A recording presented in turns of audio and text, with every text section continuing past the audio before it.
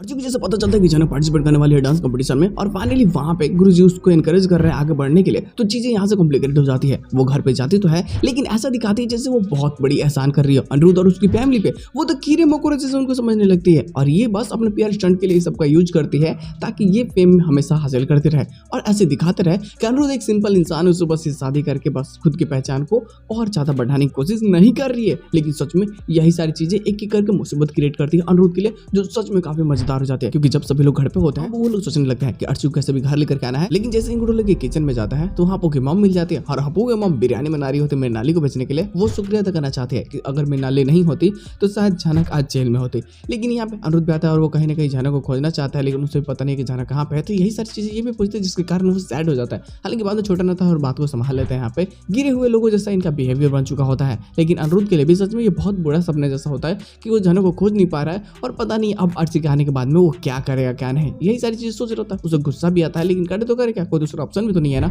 यहाँ just opposition में well झनक का भी दिखाया जाता है। अब इसके सामने भी दो सबसे बड़ी चुनौती होती है, अपनी पहचान छिपाते हुए खुद को जिताना है और इसे बहुत हार्ड वर्क करनी होगी। लेकिन डांस कंपटीशन के बीच में जो बवाल धीरे धीरे क्रिएट होता है, क्योंकि जो स्टूडेंट हो तो बिल्कुल लाइक तो करते नहीं है और भाई वो जब देखते हैं कि गुरुजी कुछ खास ज्यादा ही इन्हें प्रमोट कर रहे हैं तो उन्हें बहुत अजीब लगता है। वो मन में तरह तरह के उनके सवाल उठने लगते हैं। हालांकि कई बार ऐसे मोमेंट्स होते हैं जहाँ पे लगता है कि झनक इन सबसे बहुत ज्यादा बेहतरीन है, लेकिन इन सभी का चीजें और ज्यादा मजेदार तब हो जाती है जब इसके पोस्ट कोचिंग में उसके पिताश्री यानी कि गुरुजी असली वाले इन्वॉल्व हो जाते हैं। वो खुद जो अभी का गुरुजी है वेल जो यंग है वो गुरुजी के साथ में झनक का डांस ऑडिशन देखने के लिए गया होता है। हालांकि जो वहाँ पे जजेस होते हैं ना वो तो बहुत इंप्रेस होते हैं। हालांकि गुरु लोग देखो इसके साथ में शॉट की एंडिंग कर जाती है और ये पोस्ट कचिंग होता है जहाँ से तमाशा एक नए लेवल पे जाता है, क्योंकि अर्जुन घर आने के बाद में वो बहुत ज्यादा तमाशा क्रिएट करती है। अब वो ऐसा दिखाने लगती है कि झनक ने मुझसे सब कुछ छीन लिया और पता चल चुका होता है इसे फाइनली कि हाँ झनक डांस कंपटीशन में भाग लेने वाली है और अब ये तो अर्ची डांस कर नहीं सकती तो झनक का जीतना तय है। अब झनक की बुराई कहने के अनिरुद्ध बिल्कुल पसंद नहीं करता और उसे बहुत अजीब लगता है कि घर वाले कैसे कैसी बातें सोच रहे हैं के बारे में। लेकिन वही झनक भी डांस ऑडिशन में जाती है। अब देखो इस हिसाब में तो आ रही होते लेकिन फिर भी आंखें बंद करके डांस करना स्टार्ट करते हैं अनिरुद्ध को याद करते हुए कि मुझे जीतना है। जिन जिन लोगों ने इसकी बेइज्जती किया उन सबसे बदला लेना है, लेकिन सबसे जरूरी इसे अपने डैड से बदला लेना है। तो इसे सबसे पहले सफलता हासिल करनी होगी।